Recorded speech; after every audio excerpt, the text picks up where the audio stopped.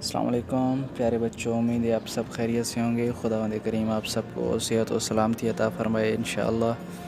Class 6 کی social study کی ہم کلاس پڑھ رہے تھے، اس میں آج ہم پڑھنے جا رہے ہیں چیپٹر نمبر 4، اور جس کا نام ہے موومنٹس آف دا ارتھ، زمین کی حرکت۔ چیپٹر نمبر 3 ہم نے نہیں پڑھنا ہے، چیپٹر نمبر 4 ہم پڑھنے جا رہے ہیں۔ ترجمے کے ساتھ انشاءاللہ ہم پڑھتے ہیں۔ بسم اللہ الرحمن الرحیم۔ You can see innumerable stars at night when the sky is clear۔ کہتے ہیں کہ آپ جب آسمان صاف ہے تو آسمان میں ناقابل شمار یا ناقابل تعداد، جن کو شمار نہ کیا جا سکے، کاؤنٹ نہ کیا جا سکے، اتنے جو ہے اسٹارس آپ آسمان میں دیکھتے ہیں۔ They disappear at the daybreak، اور وہ دن کے وقت میں جو ہیں وہ غائب ہو جاتے ہیں۔ In fact, the heavenly bodies are there in the sky even in daytime, but we cannot see them in the light of the sun۔ کہتے ہیں حقیقت میں تو یہ کیا ہوتا ہے، رات میں غائب ہو جاتی ہیں، لیکن دراصل یہ بھی جو بڑی بڑی باڈیز ہیں یہ دن کے وقت بھی آسمان میں موجود ہوتے ہیں، لیکن ہم سورج کی روشنی کی وجہ سے ان کو دن میں نہیں دیکھ پاتے ہیں۔ The sun is many thousand times as large as the earth۔ اور کہتے ہیں کہ جو یہ سورج ہے ہمارا، یہ زمین سے کئی ہزار گنا مرتبہ بڑا ہے۔ There are however many other stars which are many times larger than the sun۔ They look small because they are too far away from the earth۔ اور یہ پہلے سورج کا بتایا، اور دوسرا بتا رہے ہیں کہ دیگر اور بھی اسٹارس، ستارے وغیرہ ایسے ہیں جو آسمان میں پائے جاتے ہیں، حالانکہ وہ جو ہیں سورج سے بھی بڑے ہیں، لیکن وہ ہمیں چھوٹے دکھائی دیتے ہیں اس وجہ سے کہ وہ ہماری زمین سے بہت ہی زیادہ دور ہے۔ اور یہ چیپٹر نمبر 4 کے پہلے پیج پر، یعنی میری کتاب کے مطابق 25 نمبر پیج پر جو ہے یہ اس کے سن فیملی ہے، سولر سسٹم کی فیملی ہے۔ یہ تصویریں آپ لوگ دیکھ لیں گے انشاءاللہ۔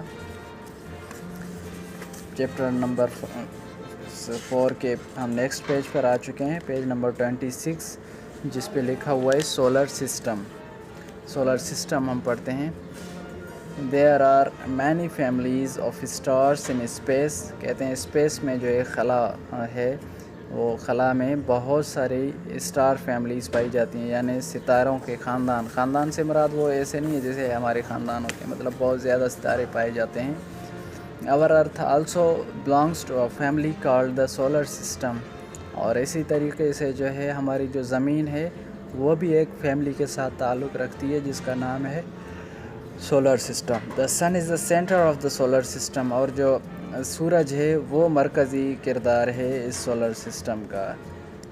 The other members of the solar system are the 9 planets named as Mercury, Venus, Earth, Mars, Jupiter, Saturn, Uranus, Neptune and Pluto۔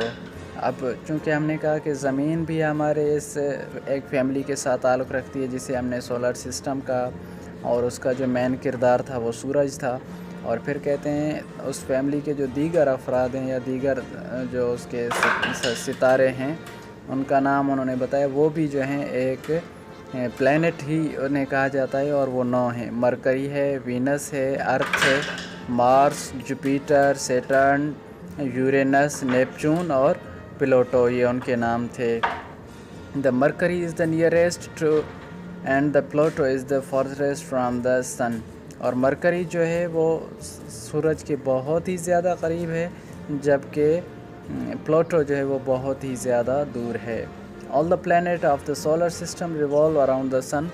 Hare solar system کے یہ جتنے بھی پلینٹس ہیں، یہ سولر سسٹم کے جو بھی ممبر ہیں، یہ سن کے ارد گرد گھومتے رہتے ہیں، سورج کے ارد گرد۔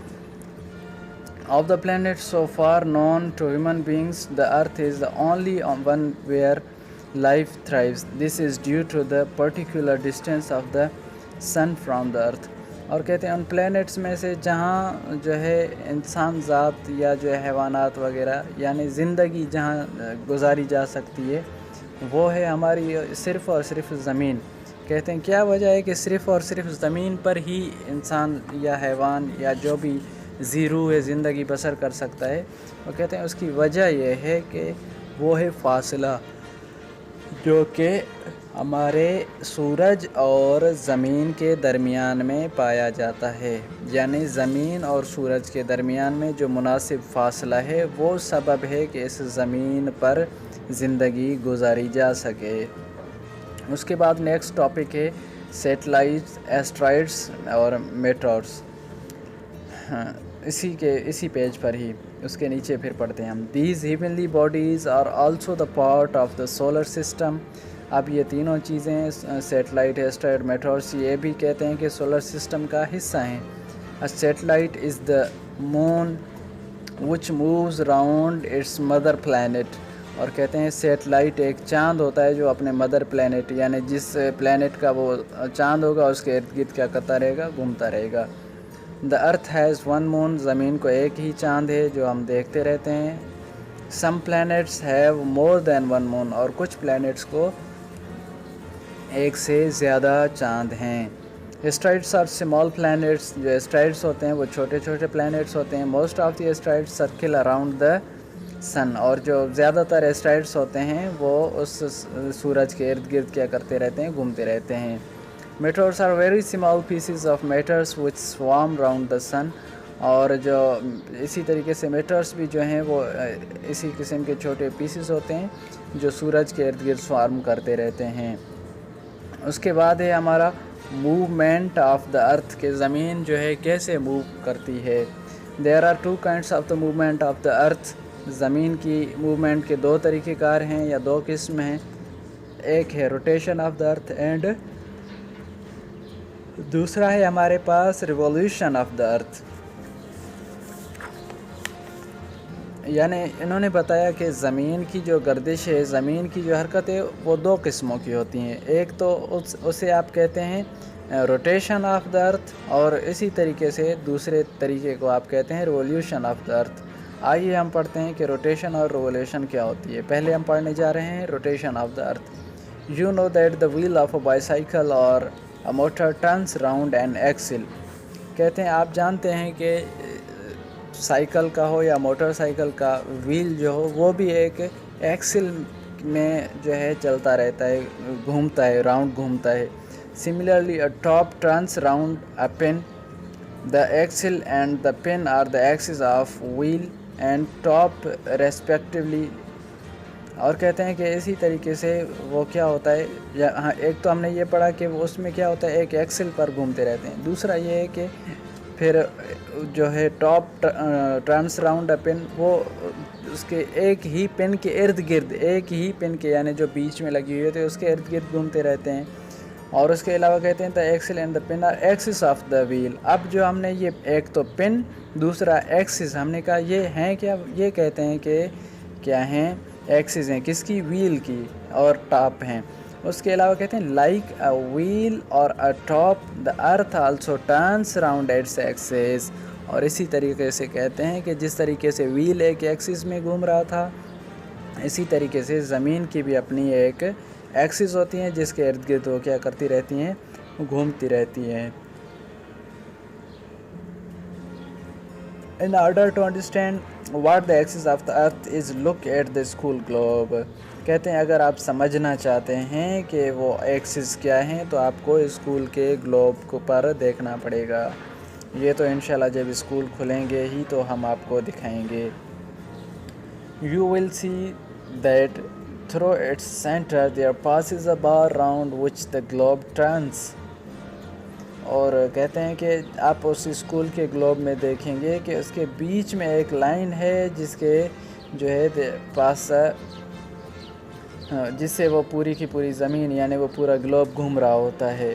उस लाइन को ही क्या कहते हैं, एक्सिस कहते हैं। This is the axis of the globe, और ये जो हैं ग्लोब की एक्सिस हैं।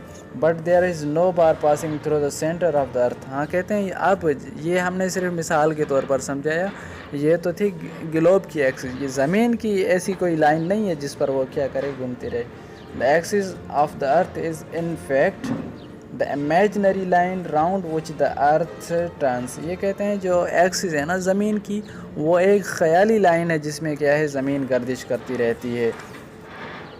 The northern end of the Earth's axis is called North Pole, while the southern end is called South Pole. अब कहते हैं कि जहाँ ज़मीन नॉर्थ साइड में एंड होती है तो उसे क्या कहते हैं, नॉर्थ पोल कहते हैं, और जहाँ एंड में एंड है ज़मीन की उसे क्या कहते हैं, साउथ पोल कहते हैं। जहाँ नॉर्थ में ख़त्म होगी उसे नॉर्थ पोल, और जहाँ साउथ में ख़त्म होगी उसे साउथ पोल कहेंगे। The axis of the Earth is not vertical or right angle to the plane of its orbit.